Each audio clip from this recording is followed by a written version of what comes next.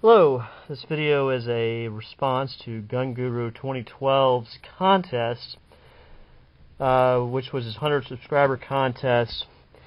And Gunguru, you ask a lot of questions,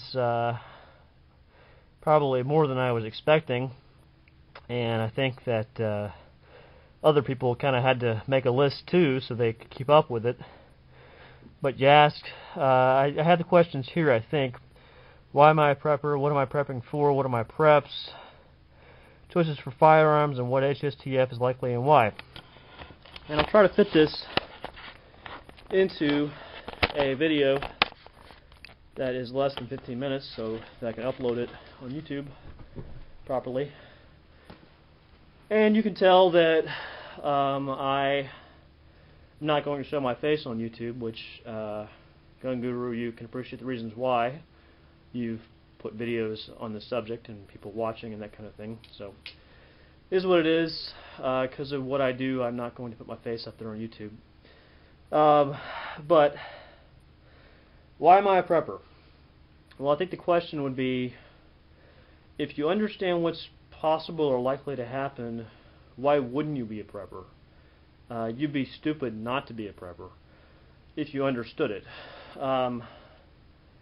So, you know, I think that I see things breaking down. I see society breaking down. I see the economy breaking down. I think for three reasons I'm a prepper. One, I am a child of my grandparents who taught me about the Great Depression and taught me what they had to do to survive in the Great Depression and how they had to make do with what they had. Number two, I'm a student of politics and history. Gunguru, you'll appreciate that because I made that crazy video on the presidents for you, and you were a good sport about that, and I appreciate that. But also, because of that knowledge, I know that there's a theory in politics or in political economy called hegemonic stability theory, and essentially we're at the end of that theory whereby the United States has been the hegemon, or the main power in the world, for the last 100 years or so, and that extracts some costs on your society, and eventually you're not able to bear those any longer. And I think that being the world's policeman and trying to maintain a radical free trade agenda has sapped most of our national strength, manufacturing and otherwise. So I think we're going to start seeing the decline. Third, why am I a prepper? And I'll show you this picture. I don't know how well you can see it. This is a picture of Greensburg, Kansas. I don't live in Greensburg, Kansas, but I don't live that far from it either. That is what happened to that town after a Category EF5 tornado hit Greensburg. And they lost about 96% of the town.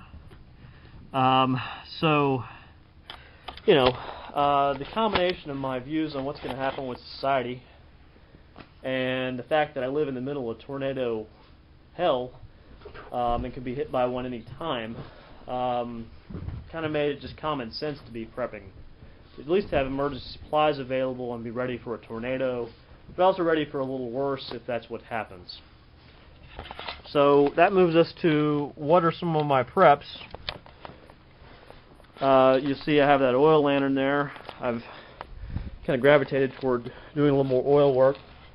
Here's some books I've been reading, because really knowledge is more important than the crap you have. SAS Survival Handbook, very good. U.S. Air Force, When There's No Doctor. Some of these Cub Scout books are still pretty good. First aid, camping, life saving. Not too bad. Some more of my preps. You know, ignore those tools. They're useful too. Got in here. I'm going to fill these up tomorrow. But these are aquatainers, water bottles. I'm not using that bleach bottle for water, by the way. But I'll be filling those with a couple drops of bleach.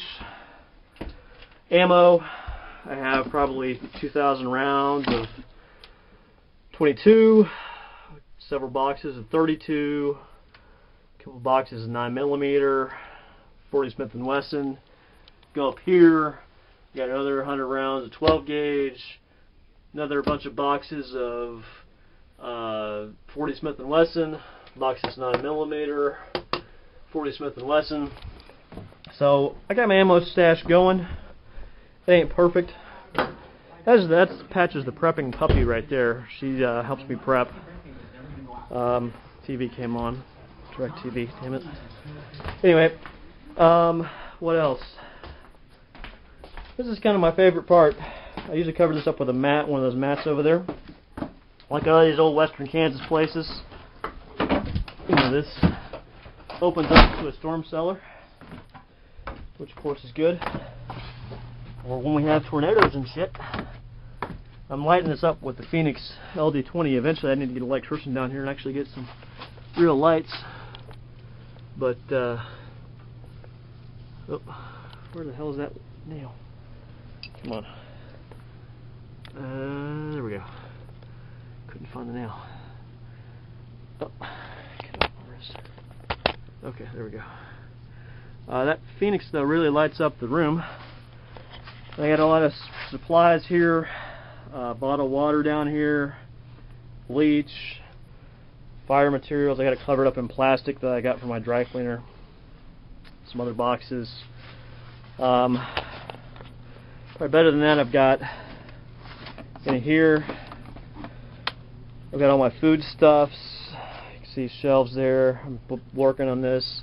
Got my expiration date, 2011, 2012, 2012, 2013, and later. So you can see that I have them in order so I can rotate them and I can use them. I need to use some of these, of course, before too long. Got my own canning stuff. I learned how to can here, so I've got my own canned foods up here, pickles and tomatoes and stuff. So that's good. Ideally, I'd like to structurally reinforce this room.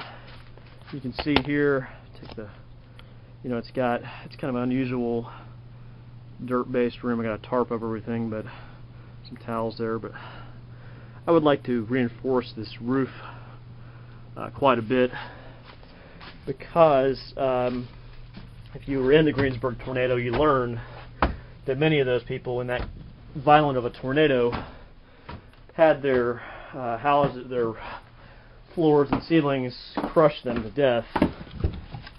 So I would probably want to get under something like a bathtub or some strong shelter, but thinking about putting a gun safe down there or something and maybe getting inside of that if there's a bad tornado. Having a way out. More of my preps out here. You can see here I got 2 5-gallon containers of gasoline, which I've used. Some of this, there's this, to get the stable, so it's stabilized. Probably my biggest prep, because I wasn't really a gun or country person before I started this. You know how well you can see this in the dark here, but that's how I started back in July of last year. See, pretty low left. This is me shooting with my 40. I was even on the paper. Most of the time I wasn't. That's like 50 rounds. And I think I hit it about 30 times maybe. Got better. I got better. Kept going. Eventually, I learned. You can see there, that's me shooting with the 40 at like 25 yards after I learned how to shoot. So it took me a while. You can see the progression. That's me shooting here recently. Oh, that's on my P32. That's kind of hard to see, but that's a little more challenging gun to shoot than the 40. Okay, so another prep. I guess this is a prep.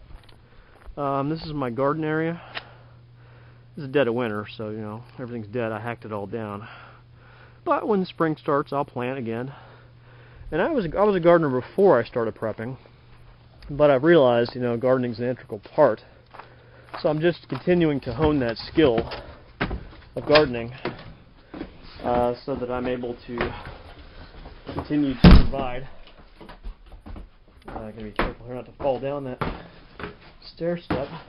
Oh, and my puppy is freaking out. I need to close it so she won't know where to go. So, there we go. There she is. Okay. Turn off the TV here. Call 1-800-DIRECT. Okay.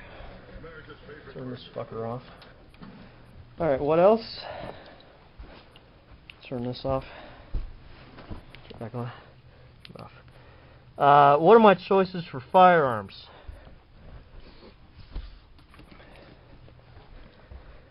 Well, this is part of them.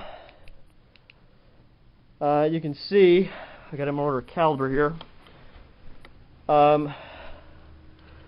This is a Ruger. I don't need the light, I guess. Mark III 22 pistol. That's the Kel-Tec P32. That's not really a good choice for HSTF. I only have it because it's my carry pistol, and that's why I have all that ammo for it. It's a great carry pistol, especially with me. I get to wear dress clothes, so it's good. That's Glock 19, 9mm. It's got a Crimson Trace laser grip on it. It rocks, and it just bothers me when I sleep. So, if someone pops in me in the middle of the night, I can put a laser on them, and they're done. That's my favorite gun in the world. It's a SIG 229. Man, it's a 40 Smith & Wesson. God, that gun shoots beautiful. It's great. The 40 is not the most common caliber, so I really plan on centering my HSTF around that Glock 9. Only pistol I don't have that I'd like to have would probably be a 38, just because it's a common round. I don't really like 38, so my dog loves the laser. Watch this. Isn't that fun? Oh man, that's just a lot of fun. Sorry. Anyway, beyond that, that's a Ruger 1022, and this is a Mossberg 500. I think those are both excellent HSTF weapons. The Ruger is great for hunting small game. I've got a really crappy scope on that, but it's good enough for what I need to do. And the Mossberg, I've got a bandolier on that with a bunch of 12 gauge buckshot. What am I missing? I'm missing a long range rifle, which I have ordered. I'll have a 308 Remington mil spec sniper style. It'll be the bomb when I get that, but that's the main gun I'm missing. I'm also going to get another Kel-Tec PF9, another 9mm. The reason I like that, by the way, that Ruger Mark III is because, you know, the same ammo works for that 1022 and the Mark III. So I got ammo that works for both those guns, a pistol and a rifle. So that's nice compatibility. Lastly, what HSTF is likely and why. And I made a whole video, you can watch it, my VR to Vexar Prepper, on what I think could happen. But I didn't say what's likely to happen, which I think what's likely to happen, to me, is that we're going to gradually decline because of the decline in our standard of living. And it's just a fact, you know, when people across the pond are willing to work for pennies on the dollar for what we are, the only way to equalize that situation is for our wages to go down, and go down a lot. And I think a lot of people aren't going to react too well to that. It'll be gradual, but eventually crime's going to go up, and then society's going to begin to decay. And we're going to start looking like